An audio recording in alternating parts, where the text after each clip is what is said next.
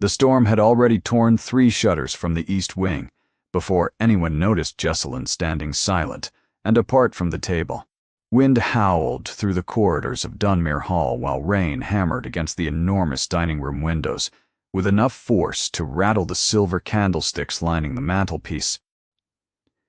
40 guests sat beneath the glow of 6 chandeliers wrapped in silk and velvet, pretending the fury outside did not exist, while servants rushed between chairs carrying trays of roasted venison and honeyed wine. Near the far wall, half hidden behind a marble column and the flickering edge of candlelight, Jesselyn Dunmere stood watching her family celebrate without her. Nobody had invited her to sit. Nobody had noticed she remained standing. Ravina lifted her glass lazily, watching the storm through half-closed eyes before turning her attention across the table. "Has anyone seen our eldest sister this evening? Or has she finally accepted her position among the kitchen staff, permanently?" Laughter rippled through the guests closest to her. Corabelle pressed a gloved hand against her mouth, smiling behind it with practiced cruelty, while Lord Everard Dunmere continued cutting his meat without acknowledging the remark. Floriane leaned forward with a sweetness designed to wound. Perhaps she is mending something again. Curtains, tablecloths, her dignity. Honestly, she repairs everything in this household, except her own prospects. Even louder laughter filled the dining room. Lady Perpetua straightened her posture sharply without looking at anyone. "Enough, we have guests." But her voice carried no warmth, only the cold discipline of a woman protecting appearances rather than her daughter. Lord Everard finally set his knife down and addressed the table with the same tone he used when discussing failed investments. Every child born under this roof was given the same opportunities. Some simply lacked the conviction to use them wisely. The silence that followed pressed against the walls harder than the storm outside. Guests exchanged glances while candlelight flickered beneath the force of wind pushing through unseen cracks in the ancient stone. Jesselyn's fingers tightened against the fabric of her gown where nobody could see. Then a deafening crash echoed from the front entrance. Every head turned. A servant appeared at the dining room doorway, soaked from head to boots, his face drained of color. "Forgive the interruption, my lord.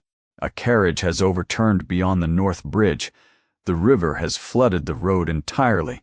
The passengers are requesting shelter until the storm passes." Lord Everard waved his hand dismissively. "Then offer them the servants' quarters and send them away at first light." The servant swallowed, visibly. "My lord, the passenger is Duke Cashel Aldermore." The dining room fell into absolute silence. Forks stopped mid-air. Lady Perpetua's wineglass froze against her lips. Lord Everard's face darkened with something far deeper than surprise, something ancient and bitter and barely controlled. No member of that family has crossed this threshold in 23 years. Before anyone could respond, lightning split the sky beyond the windows, illuminating the entire room in white. And standing in the corridor behind the trembling servant, drenched in rain with blood running from a cut above his brow, was Duke Cassiel Aldermore himself. But before we continue, if you enjoy emotional royal dramas filled with betrayal, heartbreak, jealousy, and powerful revenge, make sure you like this video and subscribe to the channel. And if you truly want to support the channel, you can use super thanks below. Your support helps us continue creating these unforgettable stories for you every single day. Now, let us continue. Long before the storm brought an enemy through her family's doors, Jesselyn Dunmere had already learned to become invisible. She woke each morning before the household stirred, while dawn pressed thin gray light through the narrow windows of her bedroom at the far end of the east corridor. Her room sat furthest from the family wing, positioned beside the linen closets and the old servants' staircase, a detail nobody had questioned for years, because nobody thought about Jesselyn long enough to question anything.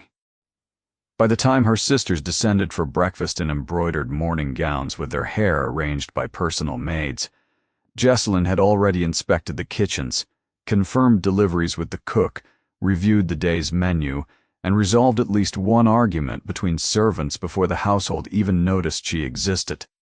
She moved through Dunmere Hall, the way candlelight moved through corridors. Present everywhere, credited for nothing. The estate itself demanded constant attention. Dunmere Hall had stood for over 200 years on the edge of the Cumbrian Fells, overlooking a valley where mist gathered each morning like smoke trapped between green walls. Its stone corridor stretched endlessly beneath vaulted ceilings, darkened by centuries of hearth smoke, while drafty chambers and unreliable fireplaces kept servants busy from dawn until midnight. The roof leaked above the east gallery whenever rain arrived from the north. The cellar flooded twice each winter, ruining provisions if Jessalyn did not arrange drainage before the first heavy frost. Managing a house this old required patience, precision, and thankless endurance. Jessalyn possessed all three. She supervised repairs to crumbling window frames without being asked. She balanced household accounts that Lady Perpetua found tedious, and Lord Everard considered beneath his attention. She remembered the names of every servant's child, knew which kitchen maid suffered headaches during storms, and quietly arranged extra blankets for the elderly gardener who slept in the cottage behind the stables during winter. None of this earned her a single word of recognition. During gatherings, guests frequently mistook her for household staff. One evening, a visiting baroness handed Jessalyn an empty teacup and asked for a fresh pot, without ever realizing she was speaking to Lord Everard's eldest daughter. Jessalyn simply took the cup, poured fresh tea, and returned it with a gentle smile. She never corrected anyone. Correction required the belief that someone would care about the mistake, and Jessalyn had stopped believing that years ago. Another time, a retired admiral visiting from Bath complimented the roast lamb to Jessalyn directly and asked her to pass his gratitude to the cook, adding a 6-pence tip before realizing his error and retreating in embarrassment. Jessalyn pocketed the coin without a word and later gave it to Tansy for sweets. Her sisters occupied an entirely different world inside the same house. Vina, the second eldest, moved through every room with the sharp confidence of a woman who understood exactly how much power her beauty carried. She dressed in imported silks, spoke in clever remarks designed to earn admiration, and treated every social gathering as a stage built specifically for her performance. Corabelle preferred quieter control. She collected alliances the way other women collected brooches, befriending wives of influential men while positioning herself carefully within every conversation that mattered. Floriane, the youngest, possessed a beauty so effortless that strangers sometimes paused mid-sentence when she entered a room. She had grown so accustomed to admiration that she wielded cruelty without recognizing it, the way a child might swing a blade thinking it was a toy. Together, the three sisters formed a circle Jessalyn had been quietly excluded from since before she could remember exactly when it happened. It had not always been this way. Once, years ago, Jessalyn had laughed as freely as any of them. She had played piano beside the tall library windows while afternoon sunlight warmed the keys beneath her fingers. She had debated philosophy with visiting scholars and surprised guests with observations sharp enough to shift entire dinner conversations. But something had broken inside her during her 24th year, something the family never discussed, and the woman who emerged afterward carried silence where laughter had once lived. Now, at 31, Jessalyn existed within the walls of her family's estate, the way old furniture existed, useful, overlooked, and moved only when it became inconvenient to leave in place. One gray afternoon, weeks before the storm that changed everything, Jessalyn found young Tansy crying beside the scullery entrance. The girl, barely 14, served as the lowest kitchen maid and had burned her wrist badly while lifting a heavy pot of boiling stock. Jessalyn knelt immediately. "Let me see, sweetheart." The burn stretched angry and red across the inside of the girl's thin wrist. Jesseline tore a strip of clean linen from her own petticoat without hesitation, soaked it gently in cool water from the nearest pitcher, and wrapped the wound carefully while speaking softly enough to steady the girl's breathing. "You will be perfectly fine. Hold this against the skin and change the cloth every hour. And here." She reached into her apron pocket and produced a small sugared almond she had taken from the dessert preparation earlier. "Our secret." Tansy managed a shaky smile through her tears. "Thank you, Miss Jesseline. You are the only one who ever notices." The words settled inside Jesseline's chest like a stone dropped into still water. She squeezed the girl's hand gently, then stood and continued walking before the emotion behind her face became visible to anyone watching. Moments later, Lady Perpetua appeared at the end of the corridor with her mouth already pressed into a thin line of disapproval. "The Ashworth guests are arriving within the hour. You have not yet confirmed the seating arrangements for tonight." "I completed them this morning, Mother. They are on the study desk beside Father's correspondence." Lady Perpetua studied her eldest daughter for a long, silent moment. Something almost resembling guilt flickered briefly behind her eyes before vanishing entirely. "Try to look presentable tonight. People notice when you appear tired." Then she turned and walked away without waiting for a response, leaving Jesseline standing alone in the dim corridor, while cold afternoon light faded slowly through the windows above. The hatred between House Dunmere and House Aldermore did not begin with politics or money. It began with a death. 23 years before the storm, Lord Everard Dunmere's younger brother, Sir Alistair, had travelled to the Aldermore estate near the northern coast to negotiate a joint investment in shipping routes connecting Cumbria to continental ports. The Dunmers and Aldermores had been cautious allies at the time, bound by mutual business interest rather than friendship, but the arrangement had functioned well enough to benefit both families considerably. What happened during that visit remained disputed between the two houses to this day. The Aldermore account claimed Sir Alistair had been drinking heavily throughout the evening and fell from a rain-slicked balcony overlooking the coastal cliffs after wandering outside alone. The Dunmere account insisted Alistair never drank excessively in his life, and that the Aldermores had either caused or deliberately ignored the conditions that led to his death, because the shipping contract had turned unfavorable for them. No court ever settled the matter, no magistrate ever investigated fully, but Lord Everard Dunmere buried his brother beneath the chapel stones at Dunmere Hall and swore publicly before society that no Aldermore would ever again be welcome inside his household, his business dealings, or his life. The feud that followed became one of the most bitter and enduring rivalries among the northern aristocracy. Lord Everard used every ounce of political influence to block Aldermore investments in Cumbrian industry. The old Duke of Aldermore, Cassiel's father, retaliated by financing competitors to Dunmere's mining interests and spreading damaging rumors about the family's financial stability through London banking circles. Friendships between the two families were forbidden. Social gatherings that included one family automatically excluded the other. Even servants who had once worked for both households were treated with suspicion.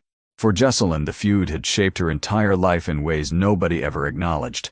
She had been 8 years old when Uncle Alistair died, old enough to remember his laughter echoing through the manor corridors during holiday visits, old enough to remember the way he lifted her onto his shoulders beside the garden lake while she shrieked with delight, old enough to understand even then that something irreplaceable had vanished from her family forever.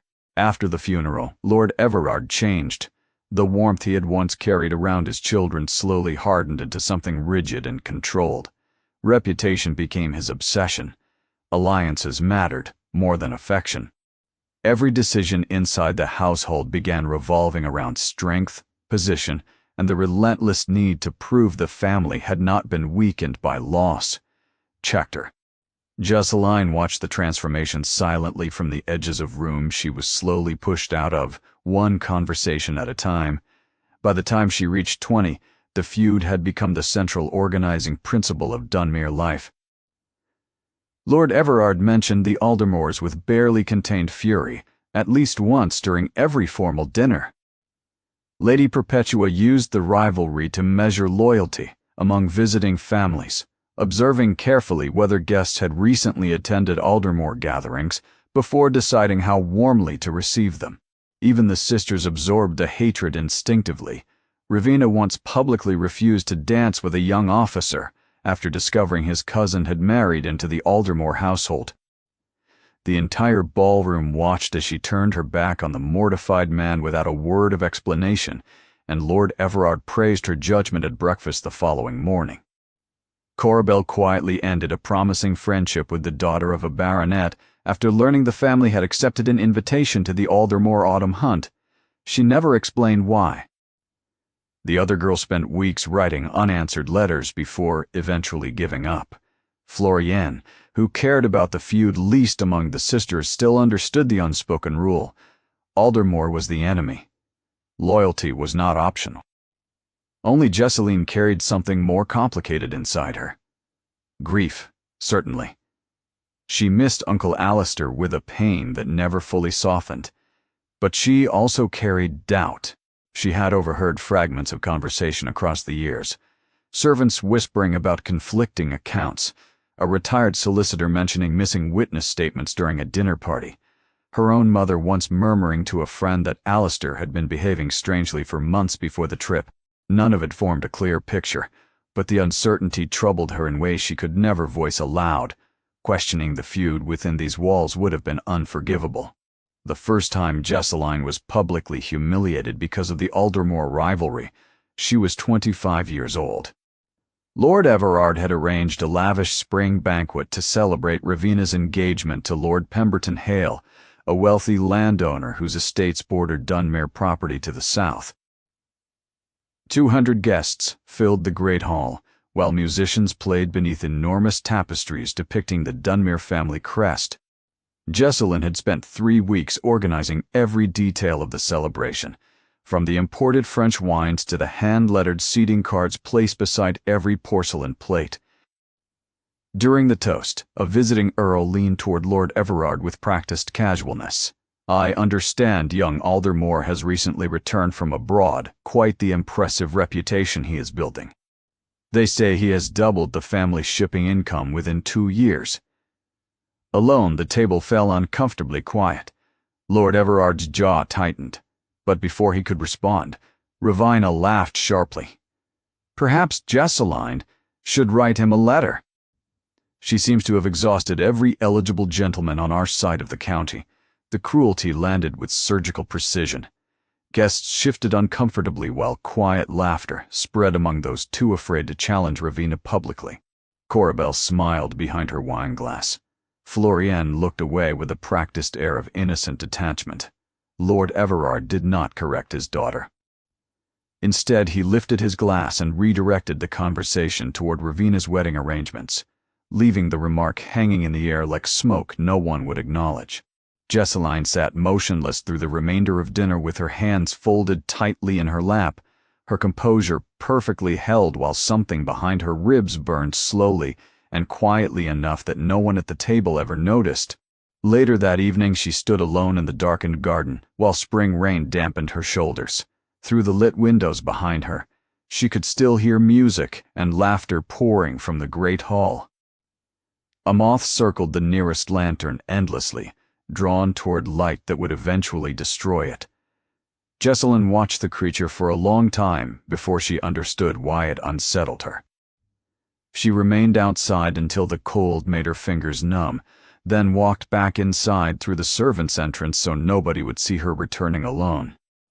There had been a time, years before silence became her only companion, when Jesseline Dunmere had known what it felt like to be truly seen. She was 23 when Leoric Ashenden arrived at Dunmere Hall during an unusually warm September. He came as part of a surveying commission hired by Lord Everard to redraw the estate's northern boundary lines, following a land dispute with a neighboring farmer.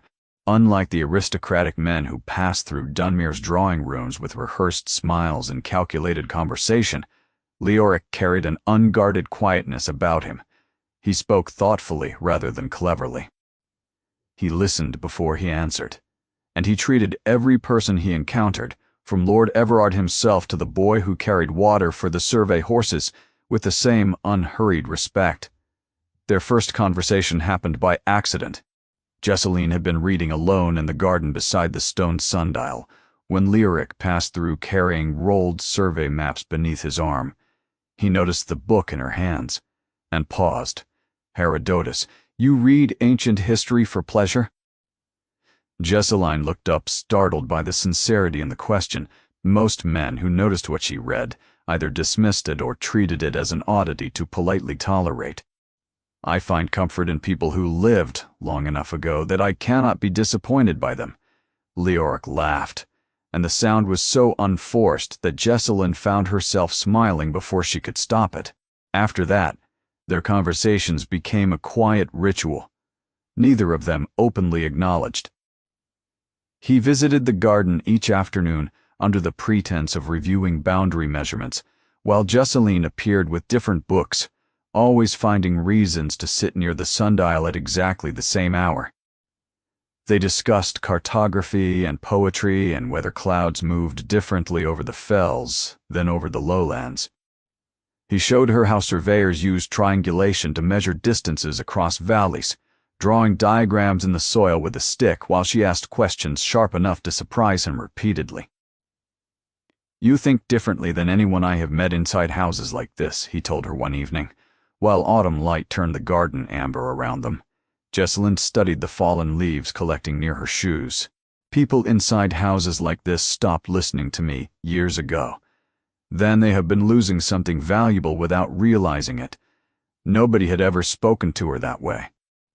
Not with flattery designed to charm, but with recognition so genuine it ached. Since childhood, Jesseline had felt the edges of her loneliness pressing inward. Beside Leoric, those edges softened into something warmer.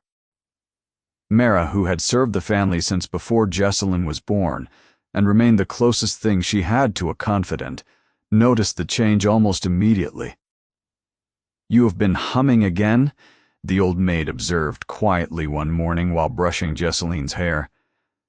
"You have not hummed in years." Jesseline met her own eyes in the mirror and saw someone she barely recognized. A woman with light behind her gaze instead of carefully managed composure. But warmth inside this household always attracted suspicion before it attracted kindness. Lord Everard discovered the connection on a cold October evening when a servant mentioned seeing Miss Jesseline walking beside the boundary surveyor near the lake for the third consecutive afternoon. Within hours, Lord Everard had summoned his solicitor and demanded a full investigation into Leoric Ashington's family background. The results arrived 2 days later, and they carried exactly the ammunition Lord Everard needed. Leoric's uncle, a merchant operating out of Whitehaven, had conducted shipping business with the Aldermore family for nearly a decade before retiring. The connection was distant, commercial, and entirely irrelevant to Leoric himself. But inside these walls, anything touching the Aldermore name carried the weight of treason. Lord Everard's fury shook the study walls that night. "You brought an Aldermore sympathizer into my home, into proximity with my daughter." Leoric stood calmly before the accusation. "My uncle's former business arrangements have nothing to do with me, my lord. I have never met a single member of the Aldermore family." Lord Everard stepped closer with cold precision in every word. "Any man connected to that name is unwelcome in this household." "You will leave before morning," Jesseline begged. She stood in the corridor outside the study with tears burning down her face while her father's voice carried through the heavy oak doors. "Father, please, he has done nothing wrong. This is unreasonable." Lady Perpetua appeared beside her with a face carved from stone. "Do not make a scene, Jesseline. You are embarrassing yourself." The following morning, Jesseline found Leoric standing near the stable gates, while gray rain fell steadily across the gravel. His surveying equipment had already been loaded onto a borrowed cart. His coat was soaked through. "I will write to you," he said quietly, while holding her hands so tightly she could feel his pulse through his fingers. "Every week, I promise you. Jessalyn nodded through tears she could not control. The cart disappeared down the valley road before the rain swallowed it completely. Jessalyn stood at the gates until her dress clung heavily to her body, and Mara finally came outside with a blanket and led her back indoors without saying a word. The letters never arrived. Jessalyn waited through October, November, December, checking the post tray every morning with a hope that shrank imperceptibly each day. By February, she stopped checking. By spring, she stopped asking. She told herself he had forgotten her, that the promises spoken beside rain-soaked stable gates meant nothing once a man returned to a world where other opportunities waited. What Jessalyn never discovered was that Leoric had written every single week, exactly as he promised. 14 letters arrived at Dunmere Hall between October and January. Lord Everard intercepted every one of them personally and burned them inside his study fireplace without reading a single word beyond the name written on the envelope. The woman who had once hummed while brushing her hair fell silent that winter and did not recover. The piano in the library gathered dust. The books beside the sundial remained untouched. And Jessalyn slowly became the ghost. Her family would spend the next 7 years pretending not to see. The years that followed Leoric's departure brought 3 engagements to Dunmere Hall. Each one celebrated louder than the last, and each one sharpening the blade that society pressed constantly against Jessalyn's composure. Ravenna married first. Lord Pemberton Hale arrived at Dunmere during a winter hunting party with shoulders broad enough to fill doorways and a reputation for decisiveness that Lord Everard admired instantly. Pemberton spoke in commands rather than conversation. He controlled rooms simply by entering them, and Ravenna, who had spent her entire life wielding her own brand of authority, seemed captivated by the prospect of standing beside someone whose power exceeded her own. The engagement celebration consumed Dunmere Hall for an entire week. Carriages arrived daily from London and Edinburgh carrying imported champagne, silk flower garlands, crates of Belgian chocolate, and enough candlesticks to illuminate the entire valley.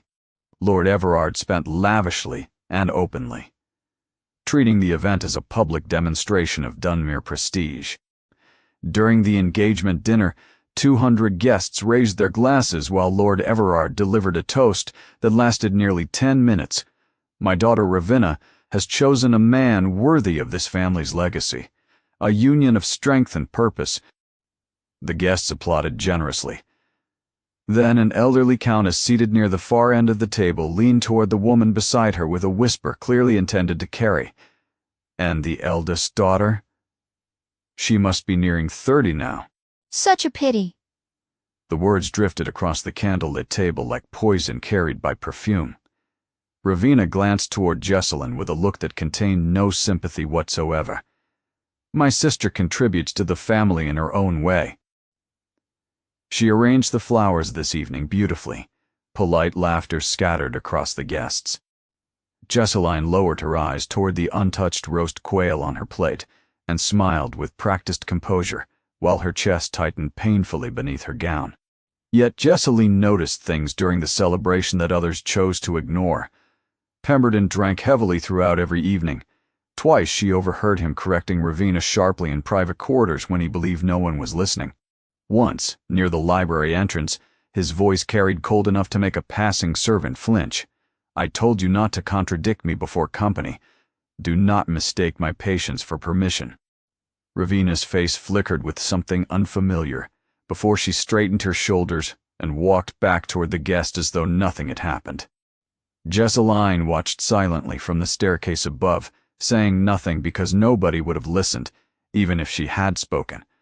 The wedding itself took place beneath gray February skies 3 months later. Jessalyn organized every element from the floral arrangements lining the church aisle to the reception menu featuring roasted pheasant, buttered asparagus, warm bread rolls dusted with rosemary, and a towering vanilla cake decorated with spun sugar flowers. She stood near the back of the church during the ceremony, watching her sister promise devotion to a man whose grip on Ravina's arm tightened whenever another gentleman looked in her direction. Nobody noticed Jesseline noticing. Nobody ever did. Corabel's engagement followed 14 months later. Lord Dacian Morel possessed precisely the qualities Corabel had spent years quietly cultivating access to. Political connections reaching deep into Westminster, inherited estates across 3 counties, and a reputation among London society as one of the most charming and well-connected men beneath 40.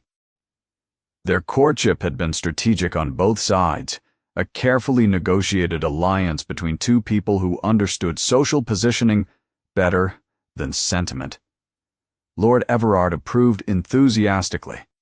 Dacian Morel represented exactly the kind of influence the Dunmere family needed to strengthen their standing against the growing Aldermore presence in northern industry.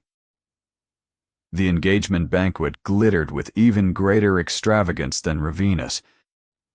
Ice sculptures carved into swans lined the ballroom entrance, while servants carried trays of chilled oysters, smoked pheasant, and sparkling wine imported from the Champagne region. Musicians performed a commissioned waltz composed specifically for the occasion. Enormous bouquets of white peonies and trailing ivy framed every doorway, while the scent of warm butter, pastries, roasted venison, and cinnamon-spiced wine drifted through every corridor. Corabel stood beside Dacian beneath a canopy of white roses while guests offered congratulations in a carefully ordered procession. When Jesseline approached to embrace her sister, Corabel smiled warmly enough for the watching guests but whispered something only Jesseline could hear. "Do try to look pleased, Jesseline. Your sadness draws attention from the wrong people." Jesseline maintained her smile until she turned away, then pressed her fingernails into her palms hard enough to leave small white crescents in the skin. During the dancing that evening, she noticed Dacian's gaze wandering repeatedly toward a young widow seated near the musicians. His attention would settle on Corabel briefly, whenever she looked in his direction, then drift away again the moment she turned her head.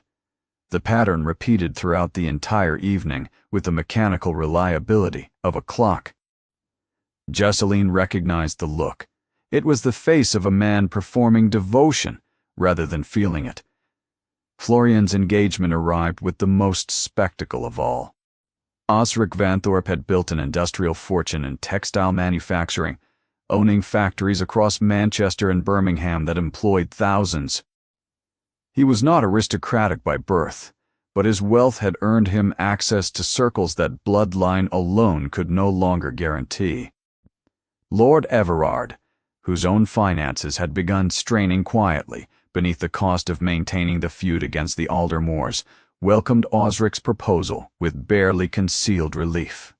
Florian herself seemed genuinely delighted. Osric showered her with gifts so extravagant they became the subject of gossip across the entire county.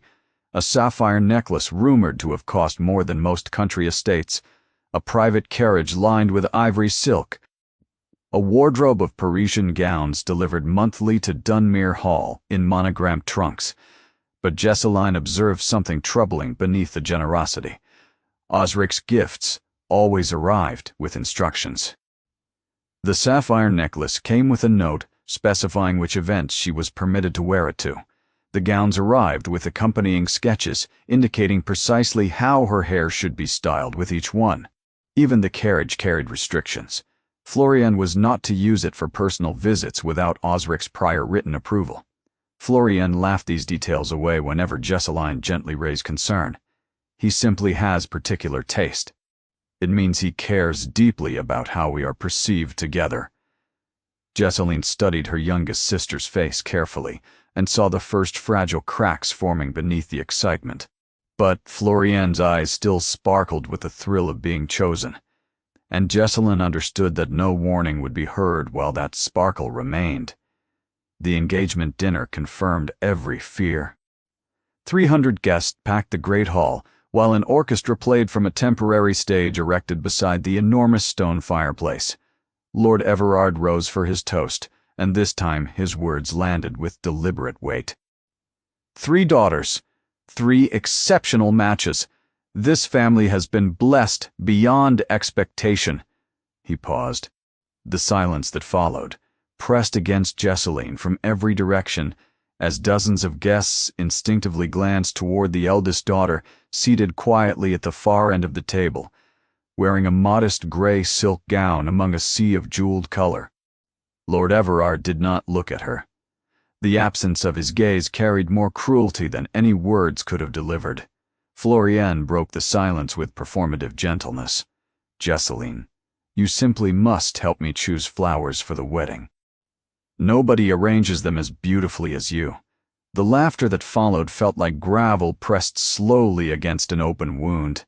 Behind every celebration that filled Dunmere Hall with music and light, Jesseline worked.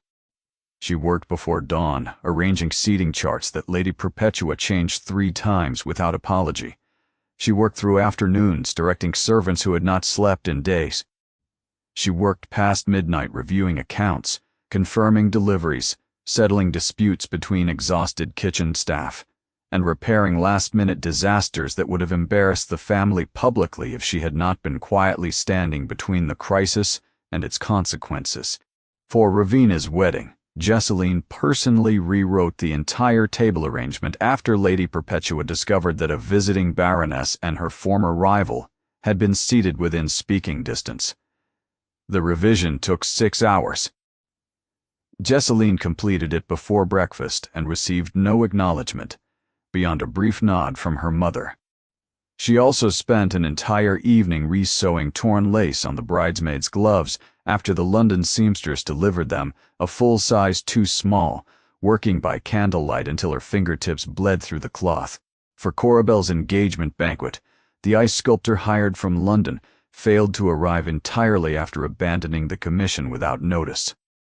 Jesseline located a replacement craftsman from a neighboring village within 3 hours, negotiated a fair price from her own small allowance, because Lord Everard would not authorize additional expense, and supervised the work herself until midnight. When guests admired the sculptures the following evening, Corabelle accepted the compliments without mentioning her sister once. For Florian's celebration, the scale of preparation nearly broke Jesseline physically. Osric Vanthorpe demanded standards of perfection that exceeded anything Dunmere Hall had previously attempted. Every table required identical flower arrangements measured to precise heights. Every wine glass needed polishing until light reflected without distortion. Every napkin was folded into a pattern Osric had selected from a catalogue he sent ahead of his arrival. Lady Perpetua placed every responsibility onto Jesseline with the calm efficiency of someone delegating to household staff. "You understand these details better than anyone. I trust your thoroughness entirely." The praise sounded almost warm until Jesseline realized it served no purpose beyond ensuring she could not refuse. She worked for 11 consecutive days preparing for Florian's banquet. Her hands cracked from constant washing and handling of silverware. Dark circles deepened beneath her eyes until even servants began noticing with concern. Old Mara brought her warm broth each night and sat beside her in the kitchen while the rest of the house slept. "You are wearing yourself to nothing for people who would not cross a room to help you," the old maid said quietly one evening, while Jesseline polished the last of 300 dessert spoons. Jesseline continued polishing without looking up. "If I stop, everything falls apart. And then I become the reason it fell apart instead of the reason it held together." Mara studied her face for a long moment, then reached across and gently took the spoon from her hands. "One night of rest will not destroy this family, but destroying yourself for their approval might." Jesseline stared at her own raw, reddened fingers resting empty against the table, and felt something dangerously close to tears pressing against the back of her throat. She swallowed it down the way she had learned to swallow everything and picked up the next spoon.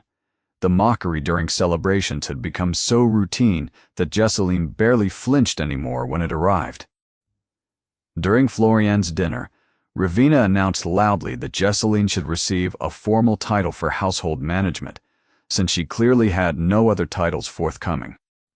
Corabelle suggested with practiced sweetness, that perhaps Jesseline might consider writing a book about organizing grand events, since she would never have occasion to host one of her own. Florian simply smiled and changed the subject with the indifference of someone stepping over a crack in the pavement. Each remark landed precisely where intended. Each one drew quiet laughter from guests too uncomfortable to challenge the cruelty and too entertained to look away from it. But the deepest wound arrived late one evening, 3 days after Florian's celebration ended and the final guests departed. Jesseline was carrying folded linens through the upper corridor when she heard her parents' voices drifting through the half-opened study door. Lady Perpetua spoke first. "The situation has become untenable, Everard. She is 31 years old. Every gathering produces whispers. Every banquet draws questions we cannot answer." Gracefully, Lord Everard's chair creaked heavily. "What would you suggest? My sister Adeline has offered to take her." "The cottage near Windermere. It is modest, but respectable. Far enough from society that people would simply forget with time." A long silence followed.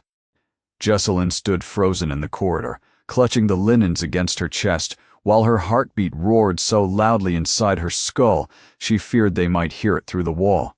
Then Lord Everard spoke with the finality of a man closing a ledger. "After Christmas, arrange it quietly. I do not want another scene." Jesseline's knees nearly buckled. She pressed her shoulder against the cold corridor wall to keep herself upright, while the linens slipped slowly from her arms and pooled silently at her feet. They were sending her away. Not because she had failed them, but because her existence had become an inconvenience they could no longer manage publicly. She walked to her bedroom without collecting the fallen linens, without lighting a candle, without removing her shoes. She sat on the edge of her bed in complete darkness, while rain began tapping against the window, and tears rolled soundlessly down her face. Mara found her an hour later, still sitting in the dark. The old maid said nothing. She simply sat beside Jesseline on the narrow bed, took her hand, and held it until the trembling stopped. 3 weeks later, the worst storm in 40 years descended on the Cumbrian Valley, and with it came the last man on earth who should have crossed the threshold of Dunmere Hall. Cassiel Aldermore had not always been a man who kept the world at arm's length. As a boy, he had raced through the wind-swept corridors of Aldermore Keep with laughter loud enough to echo off the ancient stone walls overlooking the northern sea. He had climbed the cliffs behind the estate with bare feet and salt-crusted hands, chasing gulls, while his mother watched nervously from the terrace above. He had believed, with the simple certainty of a child who had never been wounded, that the world rewarded those who loved it openly. The estate itself reflected the family's immense reach. Aldermore Keep sat upon a granite headland where the Cumbrian coast curved violently northward, its towers visible for miles across the grey water. Below the cliffs, a private harbor sheltered merchant vessels that connected the Aldermore shipping empire to ports in France, Denmark, and the Baltic. Inland, the family's holdings stretched across thousands of acres of farmland, timber forests, and iron mines that had generated wealth for generations. Politicians courted Cassiel's opinion on trade policy. Bankers adjusted interest rates based on his investment decisions. His name alone could shift the outcome of parliamentary votes without him setting foot inside Westminster. At 36, Duke Cassiel Aldermore was among the most powerful men in northern England, and he had never felt more completely alone. The isolation had not arrived suddenly. It had been built carefully, stone by stone, by a woman named Vylora Sinclair. Cassiel met Vylora during a London season 3 years earlier at a charity banquet hosted by the Marchioness of Kensington. She entered the room wearing ivory silk that seemed to absorb candlelight rather than reflect it, and every conversation within 20 feet softened the moment she smiled. Vylora possessed the rare ability to make whichever man she addressed feel as though he were the only person in the room worth speaking to. Cassiel, who had spent years deflecting the attention of ambitious women pursuing his title and wealth, found himself disarmed by what he believed was her lack of ambition. She asked nothing of him. She mentioned neither his estates nor his income. She spoke instead about poetry, about the loneliness of crowded ballrooms, about how difficult it was to trust anyone whose affection might be purchased by proximity to power. The irony nearly destroyed him later. Their courtship progressed rapidly. Within months, London society treated the match as inevitable. Cassiel opened his finances to support her family's struggling estates without hesitation. He commissioned a suite of private rooms at Aldermore Keep to be redecorated specifically for her arrival. He spoke about marriage before his mother, his solicitors, and the closest members of his social circle with a confidence that made his eventual humiliation infinitely more public. The discovery arrived on the November evening inside Velora's London townhouse. Cassiel had come early to collect her for a dinner engagement and found instead a letter left carelessly open upon her writing table. The letter, written in a hand he did not recognize, revealed a secret relationship that had clearly continued for months alongside his own courtship. The author was Lord Cavendish Thorne, a man Cassiel had considered a casual acquaintance. Velora had been meeting him regularly at a private residence in Chelsea, while maintaining the appearance of exclusive devotion to the Duke. Cassiel confronted her that same evening. Velora's response contained no remorse. Instead, she studied him with a composure so cold it chilled him more deeply than the betrayal itself. "You offered stability, Cassiel. Cavendish offered something you never could. Do not pretend you believed I chose you for sentiment." The words gutted him with surgical precision, not because they were cruel, but because they confirmed a fear he had carried silently since childhood, that his wealth would always stand between him and any genuine human connection, that people saw the estate, the title, the ships, and the mines long before they ever saw him. London society feasted on the scandal for months. Women whispered behind gloved hands at the opera. Men exchanged knowing glances across club tables. Even people who barely knew Cassiel seemed to derive satisfaction from the humiliation of a powerful man, fooled by a beautiful woman's performance. Cassiel withdrew from public life almost entirely afterward. Invitations accumulated unopened inside his study. His mother, Dowager Duchess Meridia Aldermore, watched her son's retreat with growing anguish. She visited his study one December evening, carrying a tray of roasted chicken and warm bread after discovering he had missed supper for the third consecutive night. "You are punishing the entire world for one woman's dishonesty." Cassiel continued writing correspondence without raising his head. "I am protecting myself from repeating a mistake." Meridia set the tray beside him firmly. Protection and imprisonment look remarkably similar from the outside, Cassiel. He said nothing. The Dowager Duchess studied the exhaustion carved into her son's face and felt a grief no title or fortune could remedy. She feared he would spend the remainder of his life sealed inside the walls of Aldermore Keep, growing older alongside ledgers and silence, while the enormous estate echoed with the absence of everything that mattered. On the afternoon before the great storm, Cassiel traveled south toward Carlisle to attend a meeting with industrial investors whose support he needed for a new shipping route along the western coast. The journey required passing through the Cumbrian Valley, where Dunmere land bordered the public road for nearly 4 miles. Cassiel had made the trip before, and always ensured his carriage moved through Dunmere territory quickly and without stopping. The feud between their families meant nothing personal to him. He had been 13 when Sir Alistair died. He remembered the night only vaguely, recalled shouting and servants rushing through corridors, while his father paced the study with a look Cassiel had never seen before. His father had insisted for years that Alistair's death was a tragic accident, that the Aldermores had done everything possible to help, and that Lord Everard Dunmere's accusations were born from grief rather than truth.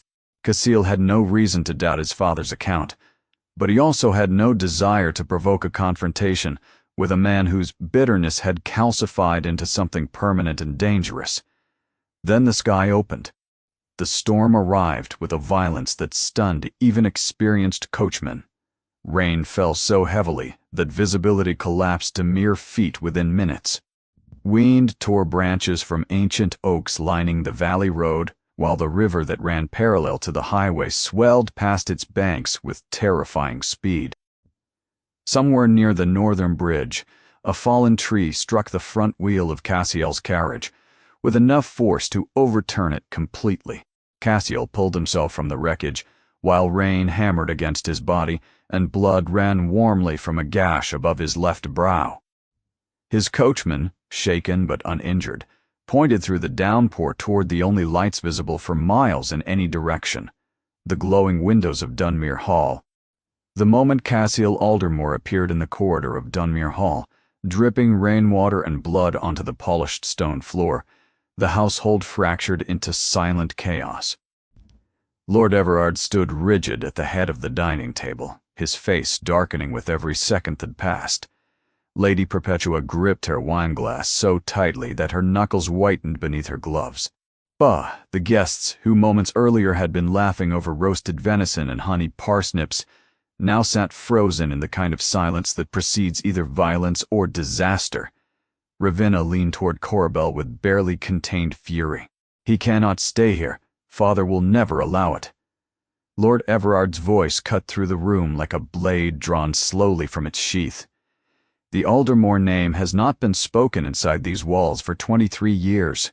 I see no reason to begin tonight." Cassiel stood motionless in the corridor entrance, blood still tracing a thin line down the left side of his face, while rainwater pooled beneath his boots. His bearing carried no aggression, no defiance. Only the controlled composure of a man assessing whether the people before him intended to send a wounded traveler back into a deadly storm. Then Jesselyn stepped forward from the shadows near the wall where she had been standing unnoticed throughout the evening. She had watched her father's face harden. She had watched her sisters whisper with sharp, excited cruelty. She had watched 40 guests hold their breath, waiting to see whether Lord Everard Dunmere would turn away an injured man because of a surname, and something inside her refused to remain silent any longer. "He is injured, father. The storm has destroyed the road. Whatever history exists between our families, we cannot send a wounded man into weather that no man could survive." The dining room held its breath. Lord Everard turned toward his eldest daughter with a look caught between disbelief and cold fury. "You dare speak on behalf of this household regarding the Aldermores? I speak on behalf of basic decency. Nothing more." The words left her mouth before she could measure their cost. Several guests exchanged stunned glances. Lady Perpetua closed her eyes briefly as though absorbing a blow. Ravenna stared at Jesseline with open contempt. But Lord Everard, conscious of 40 aristocratic witnesses watching his response, understood that sending a duke into a fatal storm would damage his reputation far more severely than one night of unwelcome hospitality. He straightened his coat slowly. "One night, the East Wing. He will not dine with this family." Then he returned to his chair without looking at Cassiel or Jesseline again. Jesseline led the Duke through the dim corridors of the East Wing in silence, carrying a candle in one hand and a basin of warm water in the other. Servants had been instructed not to attend the Aldermore guest, an act of petty cruelty disguised as protocol, so Jesseline handled it herself. The guest chamber at the far end of the corridor sat directly across from her own room. It had not been used in years and smelled faintly of dust and old wood, but the fireplace still drew properly, and the linens, though plain, were clean. Jesseline lit the fire, while Cassiel stood near the doorway, watching her with quiet attention. "You did not need to do that," he said finally. "Challenging your father before his guests." Jesseline placed the basin on the washstand and turned toward him with a composure that betrayed nothing of the fear still trembling inside her chest. "Sit down, Your Grace. That wound above your brow needs cleaning before it becomes infected. Cassiel studied her face for a moment longer than politeness required, then sat in the chair beside the fireplace without further argument. Jesseline worked carefully, dampening a clean cloth and pressing it gently against the gash, while firelight flickered across the stone walls around them. The cut was shallow but ragged, filled with grit from the road. She cleaned it methodically while Cassiel sat still beneath her hands, his jaw tight but his breathing steady. Outside, the storm threw itself against the windows with renewed fury, as though offended by the small circle of warmth the fire had managed to create. "You are Lord Everard's eldest daughter." Jesseline kept her eyes on the wound. "I am. Yet you sleep in the east wing, beside the servants' staircase and the linen closets." The observation landed with uncomfortable precision. Jesseline paused momentarily, then continued cleaning. "The east wing is quieter. I prefer it." Cassiel said nothing for several seconds. Then, quietly enough that she almost missed it, he spoke again. "You are a poor liar, Miss Dunmere, but an extraordinarily kind one." Jesseline felt heat rise unexpectedly into her face, and turned away to rinse the cloth in the basin, so he would not see it. The storm raged beyond the windows with undiminished violence, shaking the old glass panes in their frames, while wind howled through gaps in the stonework. Neither of them spoke for a long moment, while fire crackled softly between them.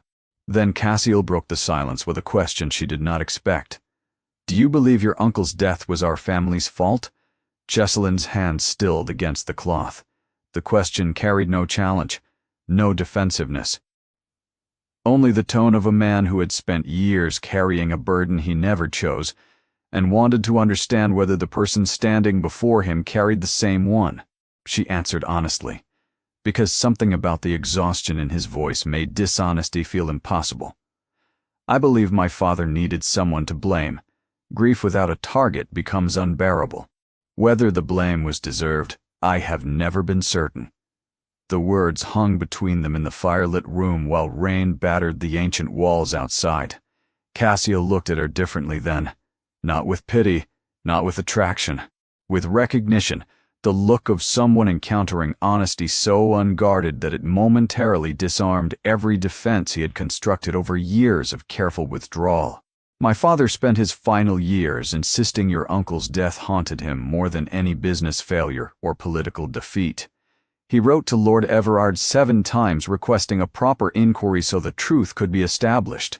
Every letter was returned unopened." Jesseline absorbed this quietly. She had never heard that detail before. It did not surprise her. "My father does not seek truth, Your Grace. He seeks control. The feud gives him both." Something shifted in the room then, not dramatically.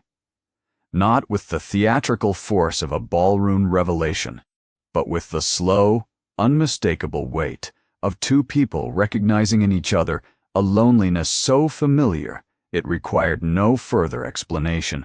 Cassiel watched the fire for a long moment before speaking again, with a quietness that felt less guarded than anything he had said all evening.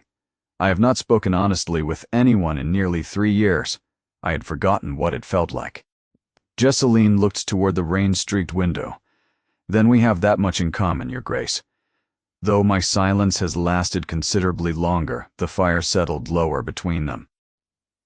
Outside, the wind had begun to ease slightly, though rain continued its relentless assault on the old stone. Jesseline finished wrapping a clean bandage around the wound and stepped back. The storm should pass by morning. "I will bring breakfast before the household wakes, so you may leave without further confrontation." She turned toward the door. Before she reached it, Cassiel spoke once more. "Miss Dunmere, thank you. Not for the bandage. For being the only person in this house who saw an injured man before she saw a surname." Jesseline paused in the doorway without turning around. For a moment her composure wavered, just enough that the candlelight caught the shine of something forming in her eyes. Then she stepped into the dark corridor and closed the door quietly behind her. She did not sleep that night. Neither did he. The storm cleared before dawn, leaving the valley floor flooded and the roads buried beneath mud and broken branches.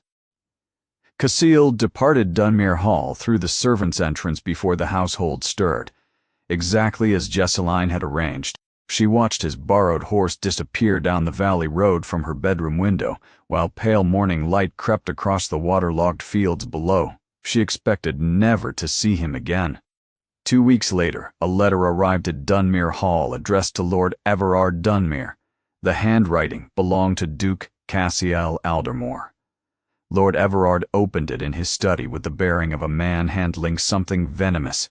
The letter contained a formal expression of gratitude for the shelter provided during the storm and a request, phrased with impeccable diplomatic precision, to discuss the possibility of reopening commercial negotiations between the two families regarding shared access to the western shipping routes. Lord Everard nearly tore the letter in half before Lady Perpetua stopped him. The shipping routes have cost us £17,000 in lost revenue over the past 4 years, Everard. Refusing to even discuss the matter is no longer pride, it is financial recklessness. Lord Everard stared at his wife for a long, hostile moment. Then he placed the letter on his desk without destroying it, and said nothing further. The first meeting took place at a neutral location, a solicitor's office in Carlisle, and concerned shipping logistics exclusively. The second meeting 3 weeks later occurred at a private club in Penrith and lasted considerably longer than the agenda required.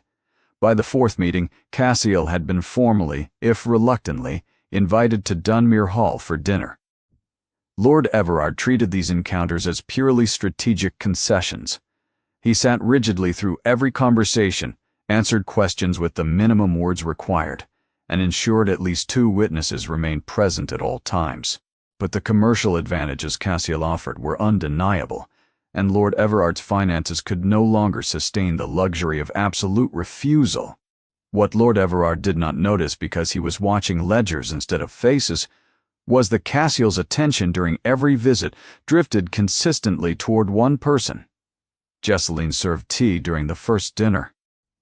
She managed the seating arrangement during the second. She resolved a minor crisis involving a collapsed kitchen shelf during the third, while Cassiel watched her calmly direct 3 panicking servants with the quiet authority of someone who had been holding things together long before anyone thought to thank her. During the fourth visit, a candle toppled near the dining curtains, and Jesseline extinguished the flame with her bare hands before anyone else had even risen from their chairs. She wrapped her burned palm in a napkin beneath the table afterward and continued pouring wine as though nothing had happened. Cassiel saw. Nobody else did. After that same visit, Cassiel requested a private walk through the estate gardens, under the pretense of discussing boundary lines relevant to the shipping agreement. Lord Everard, eager to advance the commercial terms, instructed Jesseline to accompany the Duke and answer any questions about the property. They walked beside the stone wall overlooking the valley, while cold autumn wind pressed against their coats. "Your father does not enjoy my visits," Cassiel observed. "My father does not enjoy most things, Your Grace. But he respects financial advantage above personal feeling." A faint smile crossed Cassiel's face before disappearing. He studied the valley below them with the same careful attention he had given her on the night of the storm. "You speak about your family with remarkable clarity for someone living inside their shadow." Jesseline paused beside the garden wall. Shadows are easiest to understand for the people standing in them. Cassiel turned toward her fully then, and the look in his eyes carried something she had not felt directed at her since Leoric Ashenden vanished from her life 7 years earlier. Not admiration for her appearance, not sympathy for her circumstances. Something rarer, respect for her mind. During a later walk, they paused beside the stone bridge overlooking the lower meadow, while geese crossed the water in formation below them. "Why did you truly come back?" Jesseline asked, without looking at him. The shipping agreement could have been handled through solicitors. Cassiel was quiet for several seconds. "Because on the night of the storm, you were the first person in years who spoke to me as though my name did not matter, and I wanted to know whether that was exceptional or simply who you are."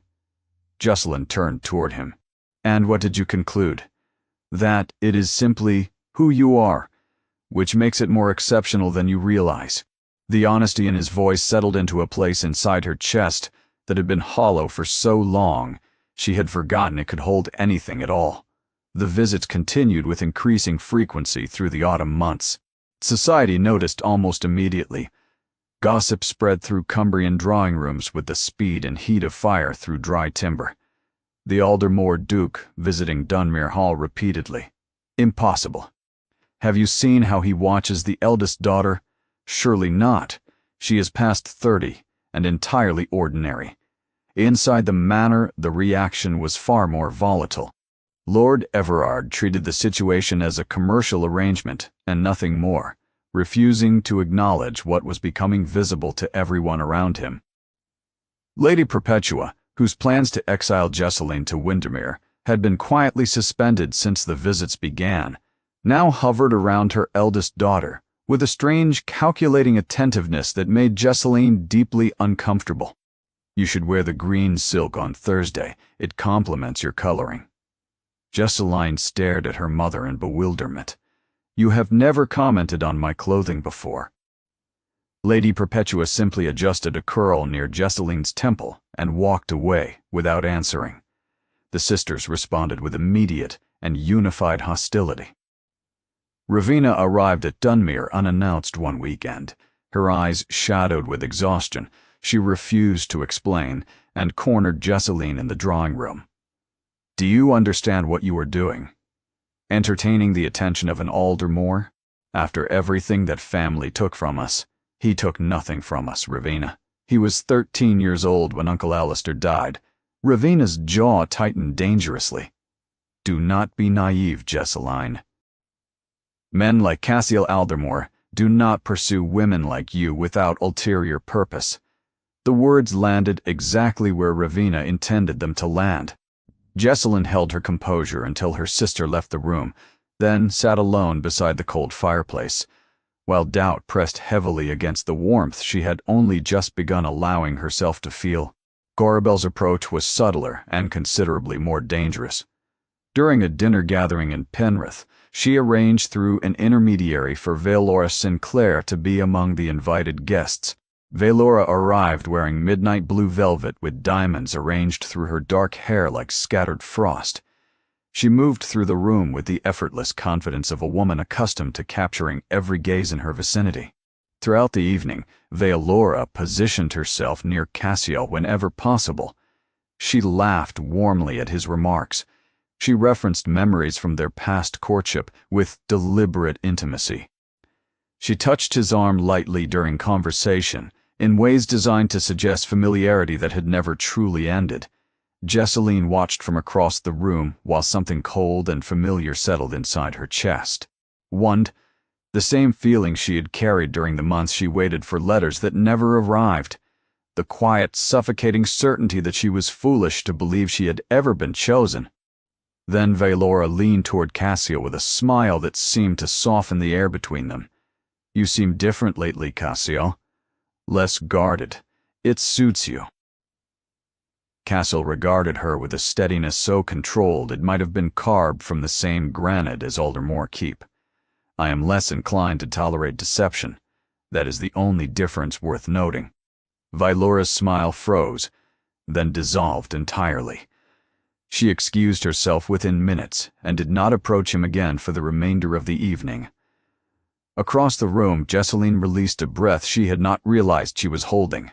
Later that evening, as guests began departing into the cold night, Cassiel found Jesseline standing beside the cloakroom entrance, holding her shawl against the draft. "You arranged that beautifully," he said quietly. She looked at him with confusion. "I did not arrange anything this evening. I meant the way you endured it, watching someone from my past attempt to unsettle you without allowing it to change how you treated anyone in the room. Most people cannot manage that kind of composure without it becoming performance. Yours never does." Jesseline studied the floor tiles for a moment. "It is not composure, Your Grace. It is practice. I have had 7 years of it. Something behind Cassiel's guarded exterior softened then, barely visible but unmistakable to anyone watching closely enough. And Jesseline, who had spent her entire life watching closely because nobody ever watched her, saw it clearly.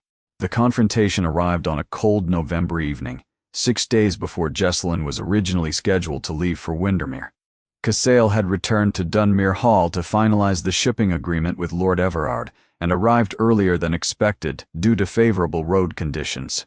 A servant directed him toward the study, but as he passed through the corridor adjacent to the drawing room, raised voices stopped him. Revena spoke first, her tone sharp with the particular bitterness of a woman whose own unhappiness had long since curdled into cruelty toward anyone who might escape the same fate. She is making a fool of herself and humiliating this entire family. An Aldermore, of all the desperate choices she could make. Corabel's voice followed, quieter but no less corrosive. She has always craved attention. She could not earn naturally. Now she parades herself before the one man guaranteed to cause Father Maximum distress. Florian laughed softly. Perhaps when the Duke tires of her novelty, she will finally accept the Windermere arrangement without further drama. Cassiel stood motionless in the corridor, his jaw tightening with every word. Then Lady Perpetua spoke, and her contribution cut deeper than all 3 daughters combined. Jesseline has always lacked the judgment to understand her own position. She inherited that weakness from my mother's side, romantic foolishness that belongs in novels rather than noble households. Lord Everard grunted in agreement from somewhere deeper inside the room.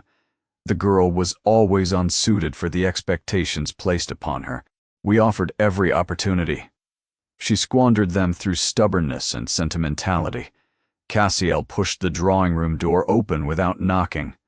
Every voice ceased instantly. Revena's wineglass froze against her lips. Corabel's composed mask shattered into visible alarm. Florian's laughter died in her throat like a candle flame pinched between wet fingers. Lady Perpetua's face drained of color while Lord Everard rose slowly from his chair, caught between outrage and something that looked disturbingly close to shame. Cassiel did not raise his voice. He did not need to. The silence his presence created carried more devastation than any shout could have delivered. I have spent this evening listening to a family dismantle the only person among them who possesses genuine worth. Nobody spoke. Lord Everard's mouth opened, but no sound emerged. Cassiel continued with measured precision. Miss Dunmere managed your household while you ignored her. She organized your celebrations while you mocked her. She raised the standards of this estate through years of invisible labor, while every person in this room treated her existence as an embarrassment. Revena attempted to interject. You do not understand our family circumstances. I understand cruelty. I have received enough of it from people who claimed affection to recognize it clearly when directed at someone who deserved none. The room fell silent again. Now. Something behind Lady Perpetua's composure crumbled slowly, the way a wall crumbles when the foundation beneath it has been quietly rotting for years. Then Cassiel spoke directly to Lord Everard with a calm that carried more authority than anger ever could. You intercepted 14 letters addressed to your daughter 7 years ago and destroyed them without her knowledge. The blood left Lord Everard's face completely. Lady Perpetua turned toward her husband with stunned confusion. What letters? What is he talking about, Everard? Lord Everard said nothing. His silence confirmed everything. Cassiel held the older man's gaze without flinching. Leoric Ashenden wrote to her every week for 4 months. Every letter was burned inside your study fireplace. Your daughter spent 7 years believing she had been forgotten by the only person who ever loved her, because you decided the truth was less important than your control. The revelation detonated silently across the room. Revena stared at her father in disbelief. Corabel's hand trembled against the arm of her chair. Even Florian looked shaken in a way Jesseline had never witnessed before. Lord Everard's voice emerged hoarsely. How did you know about the letters? Because Lyric Ashington currently works as a cartographer for my shipping company, he told me himself. He still carries the pain of her silence like a wound that never closed. The room held nothing but the sound of the fire crackling softly inside the grate. Cassiel stepped back from the doorway. Jessalyn Dunmere is the finest person I have encountered in 36 years of life. That this family failed to recognize it is not her tragedy. It is yours. Then he turned and walked through the corridor without looking back. He found Jessalyn in the garden, standing alone beneath the bare branches of the old elm tree overlooking the valley. The cold had turned her breath visible in the darkness, while moonlight silvered the frosted ground beneath her feet. She turned when she heard his footsteps and immediately tried to compose herself, but the tears already running silently down her face made the effort. Impossible. I heard shouting, she whispered. What happened? Cassiel stopped before her and spoke with a gentleness that stood in absolute contrast to the controlled fury he had carried. Moments earlier, the truth happened. Things your family should have told you years ago. What truth? He told her about the letters. Every word. Jessalyn listened without moving while the information settled into the hollow places inside her that 7 years of false abandonment had carved. When he finished, she could not speak for a long time. Her hands pressed against her mouth while her body shook with the kind of grief that arrives not from fresh loss, but from the sudden understanding that a wound you believed you had survived was inflicted deliberately by people you trusted. He wrote to me. She managed. Finally, through broken breathing. He kept his promise. Every single week. Jessalyn's knees buckled. Cassiel caught her gently before she fell, and for several seconds they stood together beneath the frozen elm tree, while she cried with a rawness she had not allowed herself in years. No one has ever fought for me before, she whispered against the cold night air. Cassiel held her steadily, his voice barely above the silence surrounding them. That changes tonight. The Cumbrian Midwinter Ball had been held at Harrogate Assembly Rooms for over a century, and every year the northern aristocracy treated it as the single most important social event of the season. Families that spent 11 months avoiding each other gathered beneath the same gilded ceiling for one evening of forced civility, political maneuvering, and carefully observed appearances. The ballroom itself stretched endlessly beneath crystal chandeliers that cast warm light across polished oak floors and walls draped in deep emerald velvet. Long tables overflowed with roasted goose, honeyed ham, poached pears and brandy, spiced apple tarts, candied chestnuts, and towers of meringue dusted with powdered sugar. Wine from Bordeaux and champagne from Reims filled crystal glasses that caught the candlelight and scattered it across every surface like liquid gold. 600 guests filled the room. Among them stood every family that mattered across the northern counties, including both the Dunmeres and the Aldermoors, beneath the same roof for the first time in over 2 decades. Lord Everard had debated refusing the invitation entirely after the confrontation at Dunmere Hall, but withdrawing from the midwinter ball would have broadcast weakness across society at precisely the moment when whispers about his family were reaching a crescendo. So, he attended with his jaw clenched and his composure held together by willpower alone. Lady Perpetua stood beside him, but something fundamental had fractured between them since the night Cassiel revealed the intercepted letters. She moved through the evening with the hollow precision of a woman performing a role she no longer believed in. The sisters arrived together, their faces carrying varying shades of the same discomfort. Vervena's features held their usual sharpness, but exhaustion had deepened visibly beneath her eyes. Her hands trembled slightly whenever she reached for her wine glass, and the confidence she once carried like armor had thinned into something fragile and uncertain. Corabelle smiled automatically at every greeting while her gaze drifted repeatedly toward the entrance, where Lord Dacian Morel had arrived 30 minutes earlier, escorting a young widow who was decidedly not his wife. Florienne stood perfectly still beside a marble pillar, wearing the sapphire necklace Osric had permitted her to display tonight, her beauty intact, but her confidence noticeably diminished. Jesseline entered the ballroom alone. Lady Perpetua had sent no gowns this time, no jewels, no instructions about hair arrangements. Since the night of Cassiel's confrontation, the family had treated Jesseline with a silence more uncomfortable than cruelty, an unspoken acknowledgement that something had shifted permanently, without anyone willing to name what it was. Jesseline wore a simple gown of deep midnight blue, the same color she had always chosen when dressing herself without assistance. No diamonds, no pearls.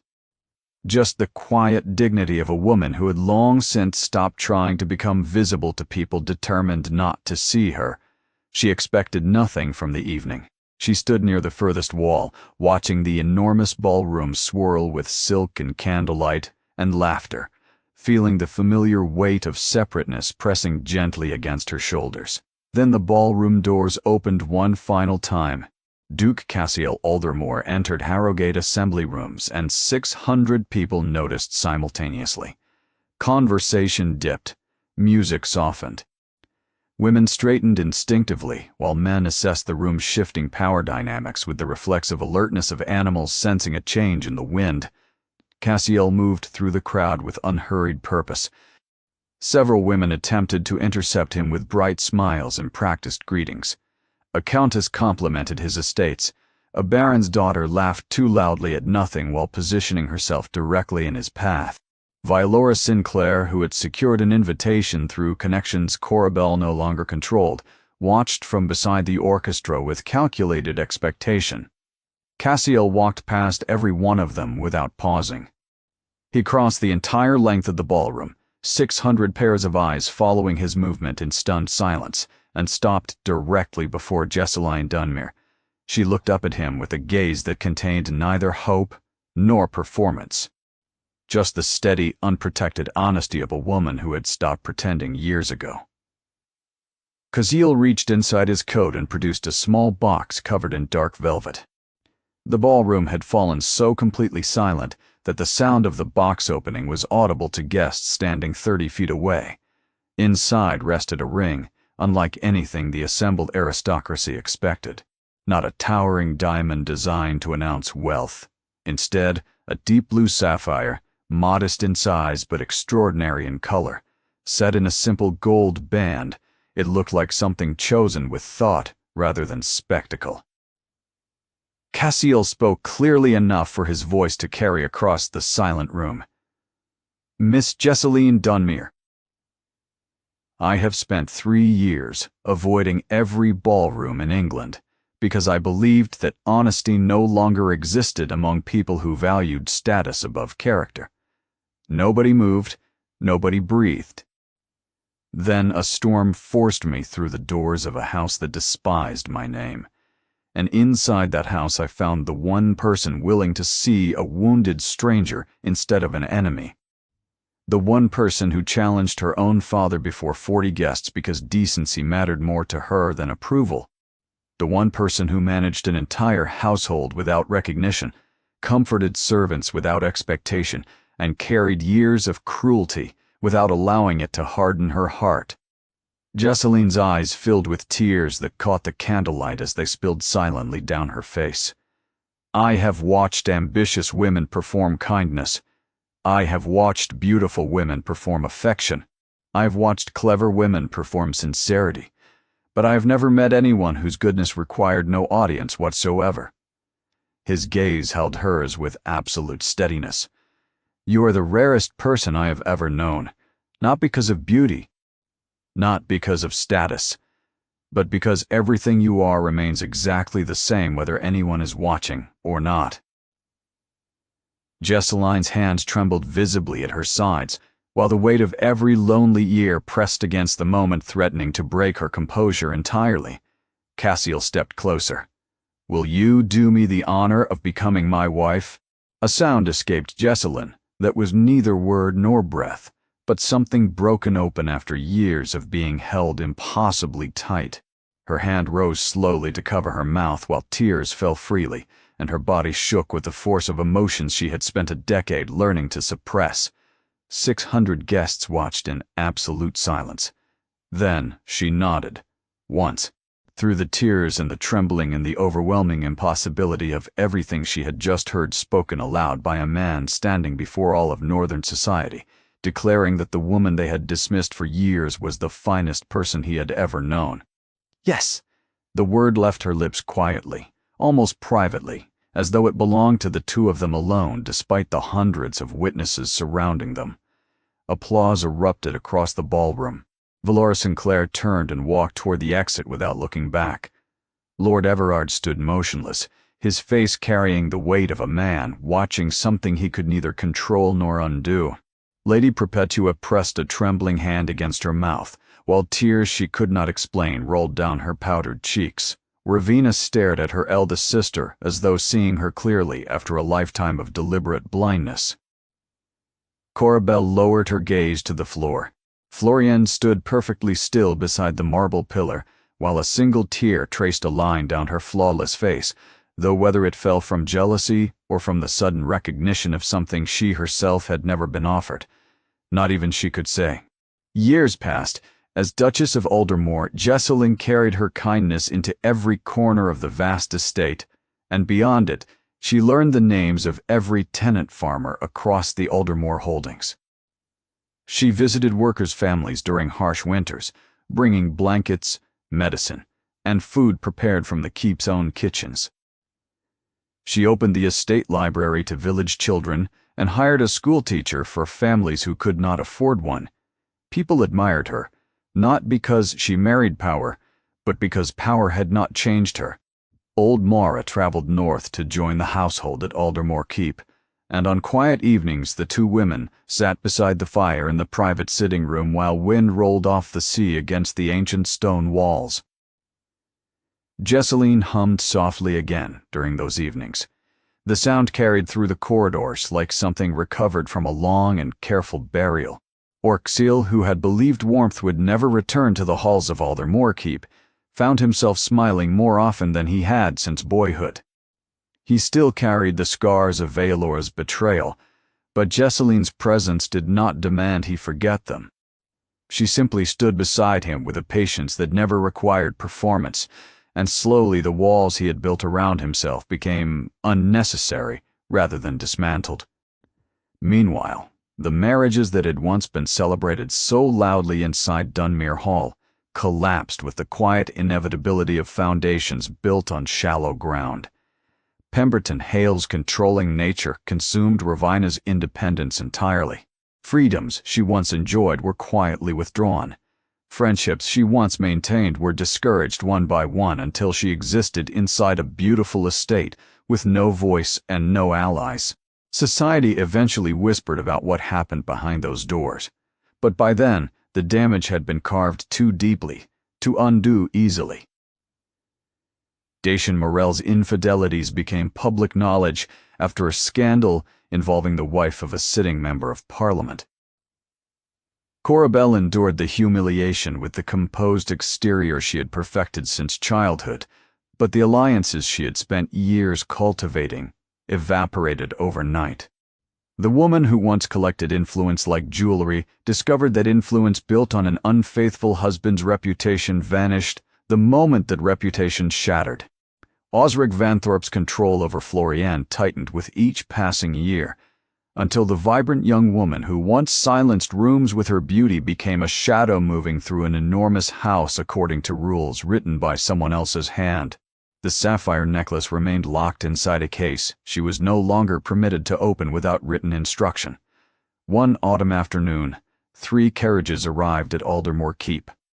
Jessalyn watched from the terrace as her sisters stepped onto the gravel drive below, their gowns less expensive than she remembered, their faces carrying the weight of exhaustion that no amount of powder could conceal. None of them could meet her eyes easily when she greeted them at the door. Ravina spoke first, and her voice, stripped of its sharpness for the first time Jessalyn could remember, cracked on the second word. "We have nowhere else to go." Jessalyn studied the 3 women standing before her, women who had mocked her at dinner tables, women who had compared her to servants for entertainment, women who had laughed while their father erased her from the family's future without a moment of hesitation. She saw the weariness, Ravina, no longer bothered to disguise behind sharp words. She saw the hollowness behind Carabelle's careful composure. She saw the way Florian flinched slightly when a servant closed a door too quickly behind them. And Jesseline Aldermore, Duchess of the Northern Coast, the woman her family once tried to exile to a forgotten cottage beside a quiet lake, stepped forward and embraced each of her sisters without a word of reproach. She led them inside, sat them beside the enormous fireplace overlooking the sea, and asked Mara to bring tea and warm bread and whatever comfort the kitchen could offer before supper, because in the end, the truest measure of strength was never found in revenge. It was found in the willingness to offer grace to those who never offered it to you. And the world beyond Dunmere Hall eventually learned what Jesseline had carried quietly inside her all along. That real worth was never measured by the ring on your finger, the title beside your name, or the number of people willing to raise a glass in your honor. It was measured by what remained inside your heart after everything had been taken from you, and whether kindness still lived there when the people who once wounded you came looking for shelter from their own storms.